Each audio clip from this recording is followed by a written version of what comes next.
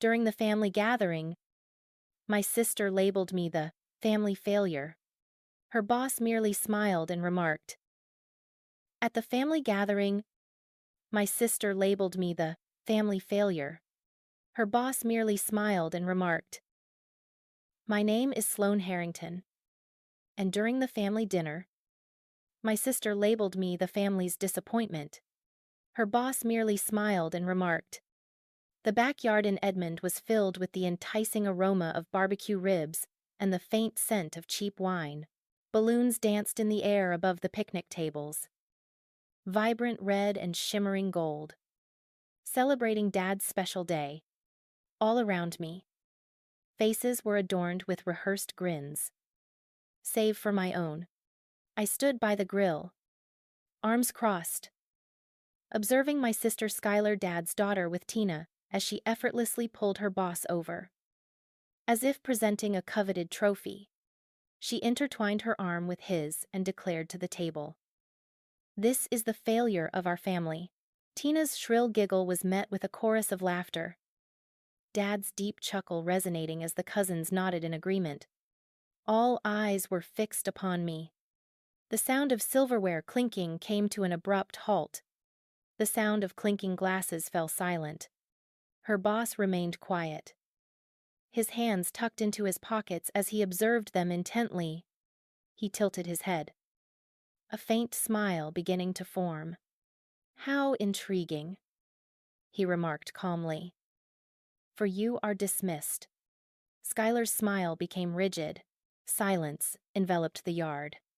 Have you ever experienced the sting of humiliation at the hands of your own family? From someone who was meant to stand by you, we invite you to share your narrative in the space provided below. I perused each and every one. I drove into the driveway of the aged house in Edmond. The very one Dad had preserved through the years. The porch light continued to flicker, while the mailbox slumped in its familiar, weary angle. I lifted the vacant boxes from the trunk and crossed the threshold, the screen door groaning softly in my wake. In the corner of the guest room, Mom's belongings were carefully arranged in stacks, each box marked with her meticulous handwriting.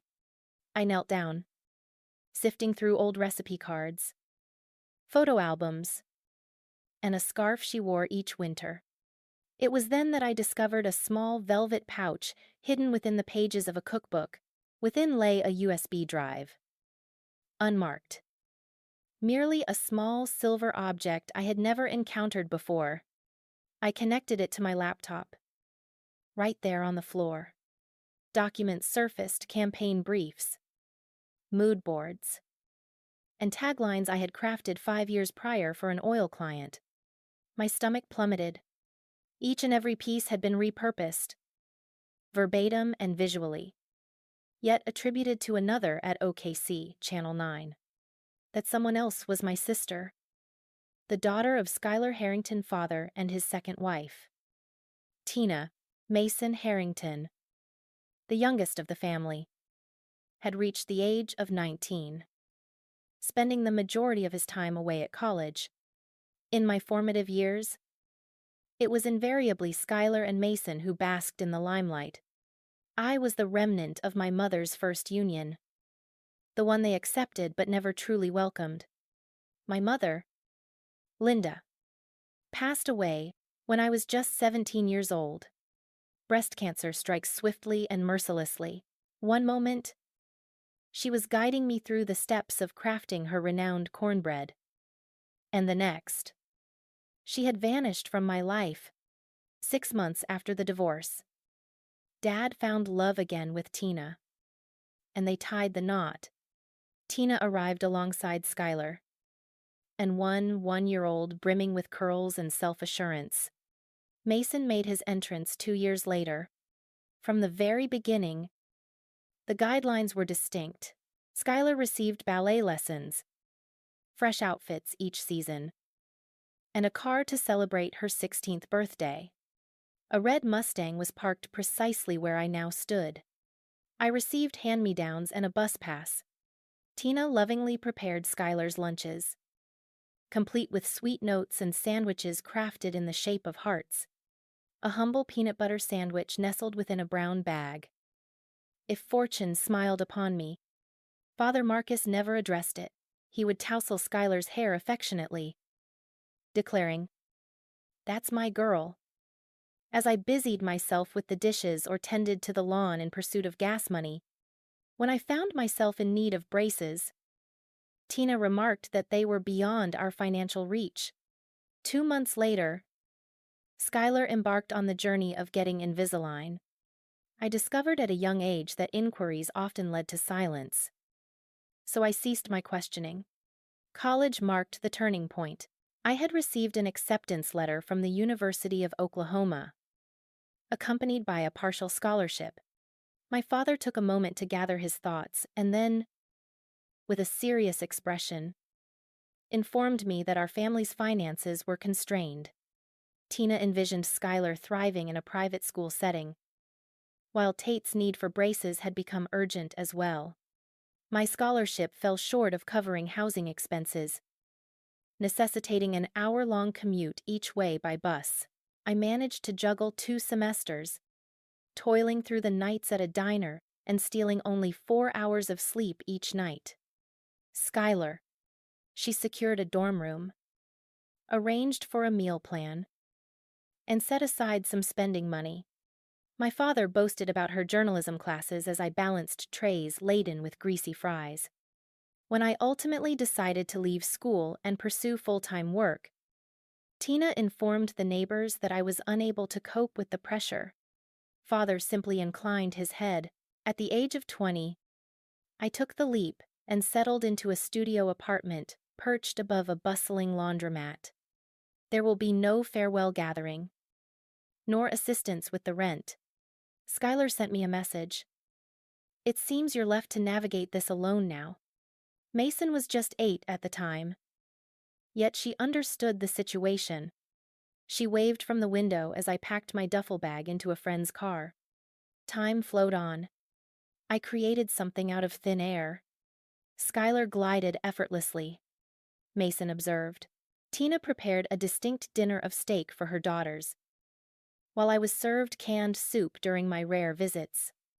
The father presided over the local charity fund, often extolling the virtues of family values at various events, all the while overlooking the daughter who had forged her own path and paid her own way. The USB lay exposed on the screen, a stark contrast of black and white proof.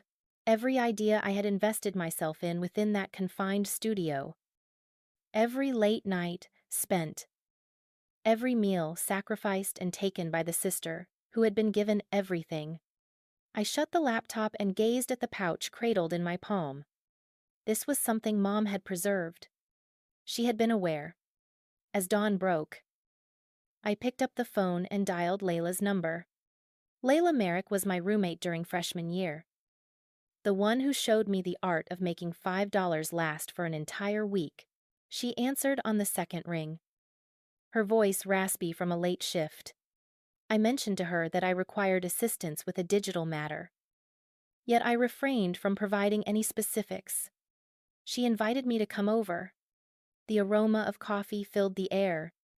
Her apartment perched above a tire shop on the fringes of downtown OKC.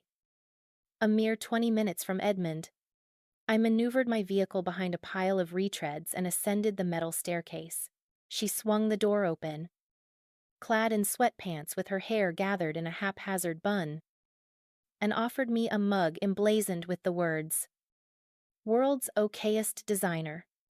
We gathered at her kitchen table, the laptop positioned between us.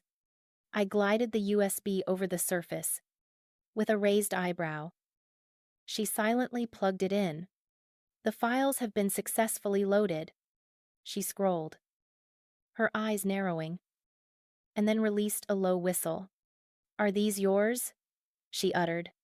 It is not a question. I inclined my head in acknowledgement. "Each and every one." She reclined, her arms crossed over her chest. "Are you asking me to track down the metadata? That is the very reason for my presence." With remarkable speed, Layla sifted through timestamps, meticulously cross-referencing file paths while aligning fonts and hex codes with precision. As the coffee cooled, she meticulously crafted a timeline that spanned 5 years of my work, all uploaded to the server of OKC Channel 9 under Skylar's login, the very Skylar who believed I was still serving tables. The screen held my gaze, unyielding and silent. At the age of 22, I experienced my first significant opportunity. Freelancing for a modest rig located just outside of Norman, the proprietor settled the transaction with cash and a full tank of gas. I crafted a safety campaign that reduced accidents by 30%. Whispers circulated. A succession of opportunities emerged, encompassing drilling companies, pipeline ventures, and refineries. I acquired the skills to present, negotiate, and finalize deals. At the age of 25, I established Brookline Energy Creative from a co-working space nestled in Bricktown. A solitary desk, a lone chair, a singular dream. 6 months later, I brought on my first employee, a junior copywriter, who departed after just 2 weeks. I held no blame against her. The payroll arrived later than expected. The time had come for the rent to be paid. Ramen graced the table for dinner. Yet, the tasks continued to flow in. I secured a statewide safety contract, followed by a rebranding project for a major player in the midstream sector. The revenue soared to 6 figures, and then ascended to 7. I relocated the office to a loft adjacent to the arena, assembled a genuine team, and acquired real furniture. By the age of 30, Brookline had amassed an impressive annual revenue of $12 million. Catering to clients spanning from Houston to Denver, I maintained silence, absent from the digital realm. Devoid of familial news, my father inquired. On one occasion, about my activities, I mentioned marketing. With a low grunt, he deftly shifted the conversation to another topic. Tina presumed I merely got by. Skylar boasted of her esteemed title as a producer at the station, blissfully unaware of the parent company that graced her paycheck, Brookline Energy Creative. Beckett Rowe oversaw the operations of the OKC branch. I had brought him on board 3 years prior, after he transformed a struggling pipeline campaign into a regional award-winning success. Sharp, loyal, and devoid of ego, he reported directly to me, managed local hires, and approved budgets. 6 months ago, Skylar embarked on a journey as a segment producer, navigating the entry-level landscape with low stakes, all while unknowingly working under my company, which I owned. With a decisive motion, Layla shut the laptop, sealing away the digital world for the moment. "You constructed a vast empire," she remarked. "Your sister has been stealthily lifting it from you." I pressed my fingers against my temples. The figures spoke the truth. Skylar possessed access, as OKC Channel 9 operated as a subsidiary of Brookline. She had entered using standard credentials, duplicated files, removed metadata, and presented them as her own. Beckett never grasped it. What would compel him to do that? She was merely another junior staff member. Those late nights in that first office linger in my mind. The clock striking 2 a.m. The client requests the pitch decks to be reconstructed entirely following the crashes. Each victory had belonged solely to me. Without the cushion of family wealth, there lies no safety net. Just me, a laptop, and an unwavering determination to persevere. Layla filled her cup with more coffee. What comes next? I gazed through her window at the sprawling skyline. At this moment, I take the reins of the conclusion. That afternoon, Skylar sent a text. As I gazed at the skyline from Layla's window during the family BBQ this weekend, her message suddenly appeared. Du bring dessert. Beckett approaches. I perused it twice, my thumbs poised above the screen. Sweet indulgence. As if nothing had transpired. As if she hadn't just been dismissed in front of the entire crowd. I placed the phone aside and revisited the USB files.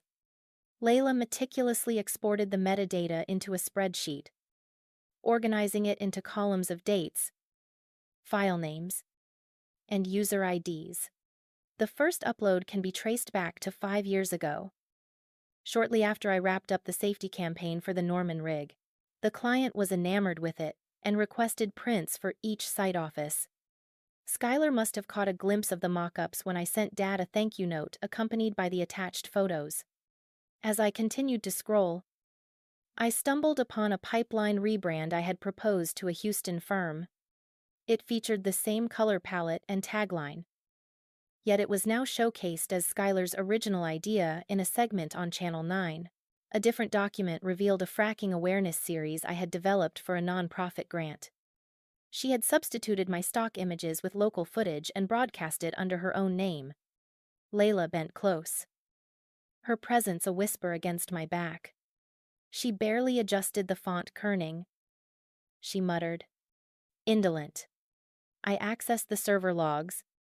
Each night, after the clock struck 10, Skylar's login would flicker to life. Coinciding with the hours she had insisted were dedicated to late-night editing, she would download my folders, rename them, remove the creation dates, and then upload everything to the station's shared drive. Beckett possessed the same system, yet failed to verify the credits. What would compel him to do that? Content was submitted by producers constantly. I meticulously cross-referenced every campaign with its corresponding air date. Each idea she shared seemed to be appropriated within a mere week of her uploads. Ratings surged dramatically. The sponsors have been renewed.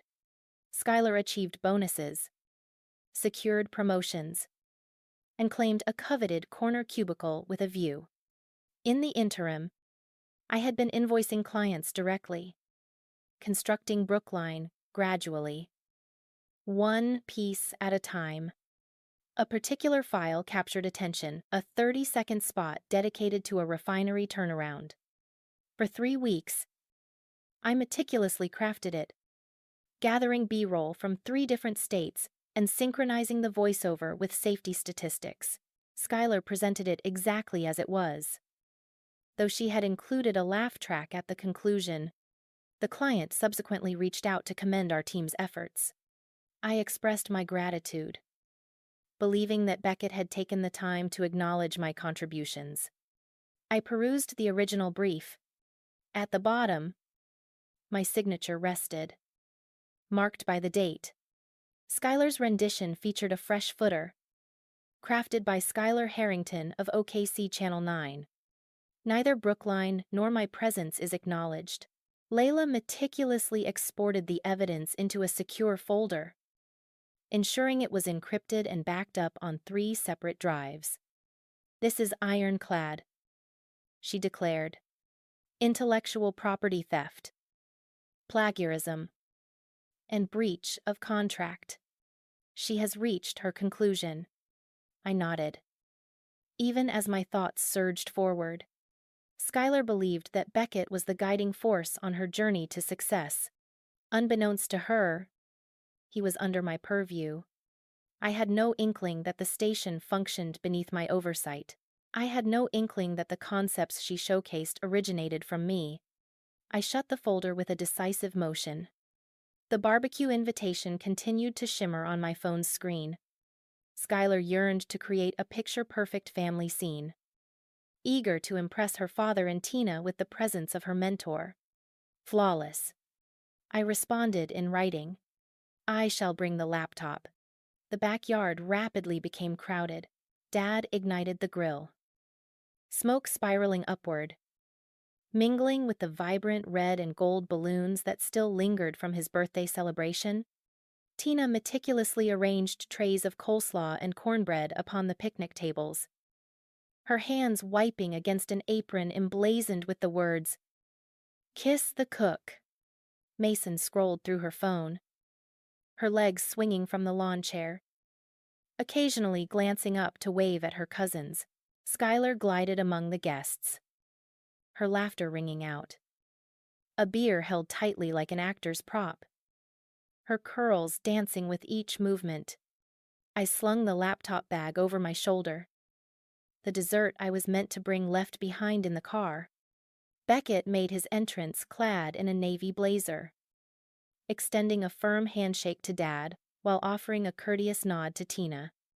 Skylar seized his arm and guided him to the central table, her voice slicing through the din of conversation. "Allow me to introduce my superior, Beckett Rowe. He's the driving force behind my success at the station." Father gave him a hearty pat on the back. "Do you hear that our girl shines like a star?"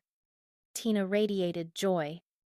At last, a discerning eye has acknowledged true talent.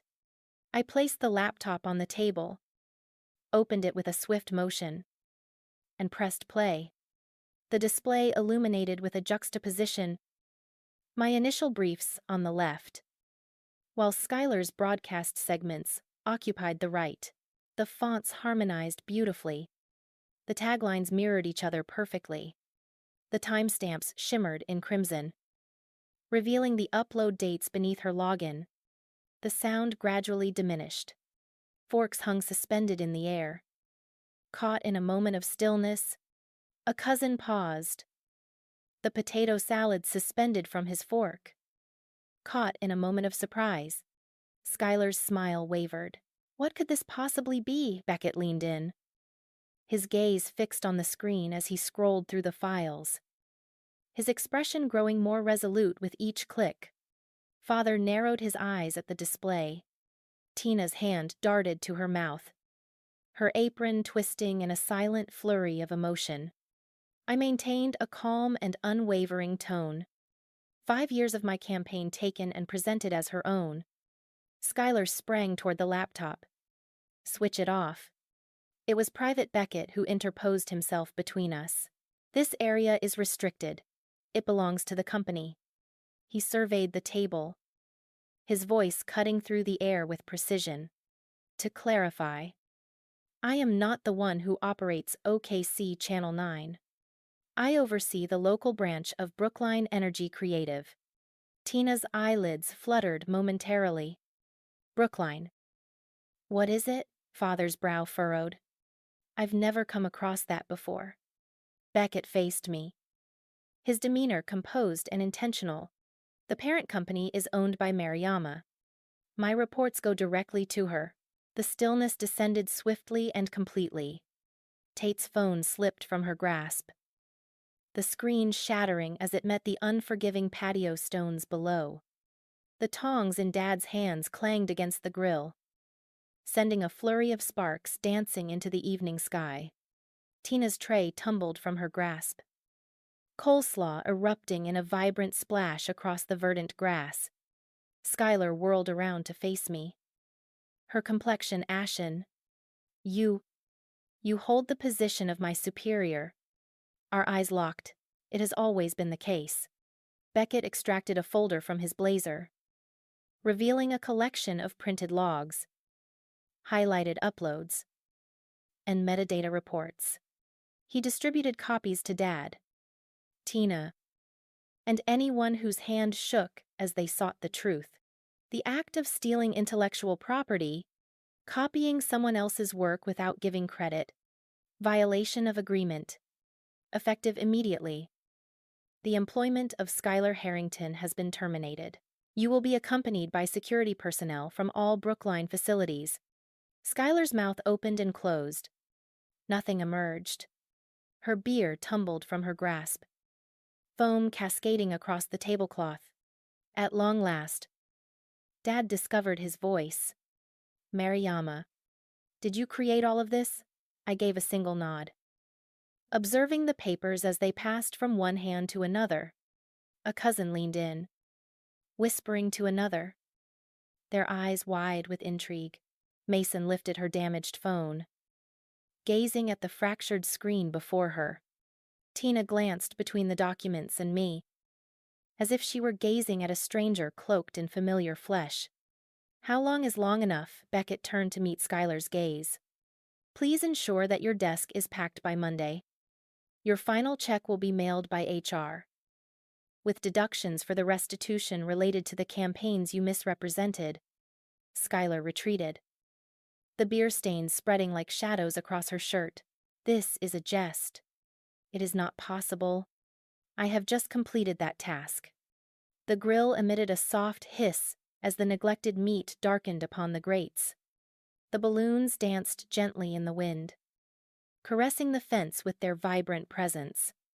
Not a single soul stirred to offer her assistance. The cousins shifted uncomfortably, deliberately steering clear of her gaze. Mason sat in silence, her knees drawn close to her chest. I shut the laptop, watching as the screen dimmed into darkness. Father cleared his throat, yet silence lingered in the air. Tina brushed coleslaw from her shoes, her cheeks flushed with embarrassment. Skylar found herself isolated at the heart of the gathering. As the festivities gradually unraveled around her, Beckett slipped the folder into his pocket. "I will take care of the paperwork." With a swift motion, I draped the bag across my shoulder and made my way to the gate. Father rapped on the door the following evening. As I swung the door wide, there he was, waiting on the porch. "Sout askew." Tie casually undone. He grasped a substantial envelope, its edges remaining sharp and unyielding. "It's time for a conversation." He entered, not pausing for a moment. I shut the door softly and rested my back against it. He wandered restlessly through the living room, the envelope rhythmically tapping against his thigh. "Skylar is heartbroken." That. A moment of confusion at the barbecue. It was not a mere misunderstanding. He turned away from me. "She is part of our family. She shouldn't be destroyed over mere documents." I folded my arms across my chest. She brought about her own downfall. Father set the envelope down on the coffee table. $250,000. Heritage stemming from your maternal lineage. Let go of the accusations and allow Beckett to restore her position. The envelope held my gaze, drawing me into its silent mystery. The paper appeared weighty, even from a distance in the room. "Do you believe that money can resolve the issue of theft? It mends the quiet." He gently pushed it nearer. "The agreement and confidentiality clause indicate that the campaigns were a joint effort. All depart unscathed." I grasped it, sensing the heft of the check nestled within. "Where did you acquire this?" He paused, uncertainty flickering in his eyes. "Accumulated wealth. Capital allocations." The doorbell chimed once more. Tate's visage materialized on the peephole camera. I welcomed her inside. She swept by her father, her phone tightly grasped in her hand. "I must reveal something to you." Father's gaze sharpened. "Tate, it's time to return home." She dismissed him, placing the phone on the table with a quiet finality. A video call revealed a grainy feed from her dormitory. Digital bank statements, charitable ledgers, and transfer records displayed on the screen. Tate's voice trembled. "I lend my time to the fund that my father oversees. 75,000 vanished last year." With a sudden burst of energy, Dad reached for the phone. "Please switch that off." Mason brushed aside. The funds were allocated towards the down payment for Skylar's condo. I discovered the wire designated as a consulting fee. On the very same day, she finalized the deal on her new home. As I carefully peeled back the seal of the envelope, anticipation coursed through me. The check originated from the charity's account, rather than from personal funds. The signature of my father graces the bottom. He retreated slowly, inching his way toward the door. This matter pertains solely to our family. Mason confronted him. Embezzlement is far from a private matter. I raised the check high. You took from children's scholarships to secure her release. His father's face flushed with color. I safeguarded my daughter. Which one shall it be? The silence lingered. Expansive and profound. Tate's phone vibrated, signaling that another document had been loaded. Record of actions taken. Notification from the board is still awaited. Father took hold of his coat. This decision will haunt you. With a forceful motion, he shut the door, the sound echoing in the silence that followed. Mason settled onto the couch. I found myself at a loss. Uncertain of the path forward, I ripped the check in two, then further into quarters, allowing the fragments to cascade down to the floor. Messages poured in. Skylar's messages arrived in a flurry. A cascade of desperate pleas. Avery, kindly delete the files. I apologize. As sisters, we have the power to mend this together. Then came the voicemails, each one echoing her voice as it trembled. If you choose not to, I will make it known that you are envious and unsteady. You risk losing clients. Brookline is destined to fall. I read one and then severed the connection. The conversations transformed into written correspondence. Extensive reflections on familial devotion, detailing the ways in which our father nurtured and guided us. How I was indebted to them. She included screenshots of the posts she had drafted. My sister undermined my career driven by malice. Ah, the burden of a toxic family. Ah, take heed. Brookline. Hashtags poised to make waves. The letter from Dad came in the mail. An envelope of considerable heft, adorned with his distinctive script on the exterior.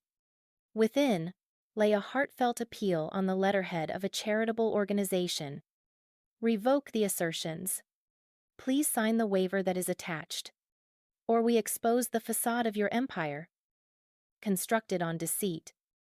Using your mother's death as a mere pretext, clients will abandon ship. Your downfall is imminent. I glanced over the waiver, the non-disclosure, the retraction, and the full release. The menace emphasized rejection. We lay bare all that is hidden. Your reputation concludes. Mason has sent the next subject line via email. I kindly ask for your attention. Skylar is in a Mason of desperation. Father's filled with fear. Erase the proof, and this will fade from our memories. I will come by so we can converse as we used to. You will always be my sister. I have sent all the necessary documents to my attorney, Elena Navarro. She reached out within the hour. Threats of defamation, subtle coercion of feelings. Today, we shall proceed to file a cease and desist. Elena composed the letter with a formal touch on the company's elegant stationery. Any additional communications or declarations that breach the non-disparagement agreement will lead to legal repercussions for libel, slander, and intentional infliction of emotional distress. Stop at once. I affixed my signature. She dispatched certified copies to Dad, Tina, Skylar, and Tate. Response not necessary. Skylar's online campaign commenced regardless. Unidentified accounts are tagging clients from Brookline. Rumor has it that the CEO appropriates ideas. Beware of potential deception. Affection flowed in, followed by the ripple of shares. Several clients reached out with inquiries. I responded, including Elena's letter as an attachment. The whispers faded into silence as the night enveloped everything. Dad attempted once again to leave a voicemail from a blocked number. You are fracturing the bonds that hold our family together. Consider Tate. She admires you. It has been removed. Mason arrived at the office lobby, his eyes a shade of crimson. Security summoned me downstairs. She cradled a coffee cup, her voice barely a whisper. May we engage in a conversation? Only the two of us. I gave a slight shake of my head. Enough with the discussions. She abandoned the coffee on the counter. I have also blocked her. Suddenly, the house in Edmond emerged on the real S. Mason listings. The deed still bears Dad's name. Images of Tina's car parked in the driveway. I gathered my belongings, donated my furniture, and enlisted the help of movers. The Denver office anticipated a fresh beginning for the new branch. Father's last correspondence came, detailing the terms of his probation and concluding with a sense of finality. I apologize. My apologies. I offered it to the shredder, then sent it to the flames of the fireplace. The flames danced, transforming the paper into nothing but ash. The final correspondence from Skylar. You emerge victorious. I find myself adrift, devoid of purpose. I designated it as spam. Tate's message from a fresh issue. Your absence lingers in my thoughts. Removed. As the first light of dawn broke, the truck rumbled to life and departed. Edmond receded into the distance, the suburbs and oil rigs blurring behind him, leaving the family home as a mere memory. The Denver skyline loomed in the distance, its peaks cutting sharply into the vast expanse of the sky. I have updated my contact number. Revised company contacts. There are no more Brooks in my inbox. Clients have retreated. A handful of contracts have been canceled, each citing concerns over reputational risk. The majority chose to stay following the circulation of Elena's letter. The revenue experienced a decline of 5% before finding its footing once more. Brookline persevered. Skylar's name vanished from the industry directories, now marked as blacklisted. Her resume was met with indifference by every station. Every background check raised a red flag for IP theft. She sought employment in retail, cafes, and various other opportunities. Rejections piled high. Her condo slipped into foreclosure, prompting her to relocate to a studio by the highway, where neighbors remained oblivious to her history. Father stood before the board. The audit verified the absence of 80. Lean. Charges of embezzlement ensued. He agreed to a plea deal that included 3 years of probation, restitution, and community service at the very fund from which he had embezzled. He donned an ankle monitor during his trips to the grocery store. He was banned for life from charity events. Tina initiated the process of separation, citing irreconcilable differences as the reason. She retained the house and parted ways with the Mustang. Father secured a minimalist, one-bedroom apartment in the heart of downtown. Mason changed schools and distanced himself from home. From Denver. I observed the entire scene as it unraveled before my eyes. The fresh office offered a view of the trains of Union Station rumbling beneath. The team grew to encompass 15 members. Contracts expanded the integration of renewable technologies. 12 million, transformed into 15. Skylar's last LinkedIn update expressed a readiness for new possibilities. No connections are permitted. Dad's probation officer conducted monthly check-ins, and there were no violations to report. He offered his time humbly at food banks. Tina decided to part with their furniture through the marketplace. Images revealed vacant spaces. One evening, I found myself atop the rooftop, the city lights flickering like distant stars. Cease all communication. Cease all menaces. Just tranquility. Severing connections was not an act of vengeance, it was a liberation. Skylar discovered that actions resonate through time. Father discovered that the bounds of privilege are finite. Tina discovered that loyalty must not be unconditional. To those observing, family is not a duty. Safeguard your creations, your tranquility, your destiny. Betrayal cannot be justified by blood. Depart when the moment calls for it. Reconstruct with greater resilience. Severing connections brings liberation. This is the reality I embrace today. And that suffices.